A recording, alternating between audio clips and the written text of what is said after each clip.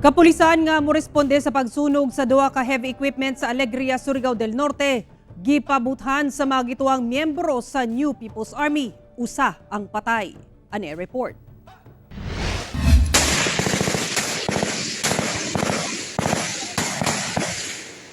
Mao kini ang sagunsong pagpabuto nga nahitabo sa Alegria, Surigao del Norte, Miyerkules sa buntag nga gikalisang sa mga residente.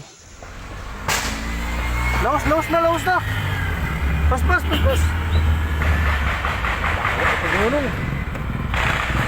Sumala sa kapulisan sa Alegria, nakadawat sila og impormasyon nga duna kunoy gisunog nga mga heavy equipment sa quarry area sa Barangay San Pedro. Dihang mirespondi sila kauban ang 29th IB. Gipabuthan sila sa gituang mga miyembro sa New People's Army. Milungtad og pipila ka minuto ang engkwentro una miikyas ang mga nakaengkwentrong rebelde. Atol sa clearing operation, napalgan ang patayng lawas sa usa ka Ernesto Andujar, 15 trabahante sa construction company ug dunay samad pinusilan. Ginasuta na kung naigo ba kini sa engkwentro o gipusil patay sa rebeldeng grupo dihang giatake ang lugar.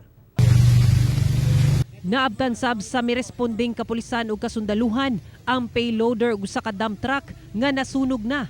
Ang maong mga ekipo, gingong gipanagyahan ni incumbent Sangguniang Bayan member Roel Halasan nga bidagan pagkamayor sa Alegria ug asawa nga si Josie Halasan nga mikandidato sa pagka-vice mayor sa mong lungsod.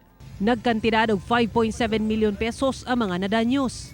Nagpadayon ng hot pursuit operation sa otoridad batok sa mga miikyas nga rebelde.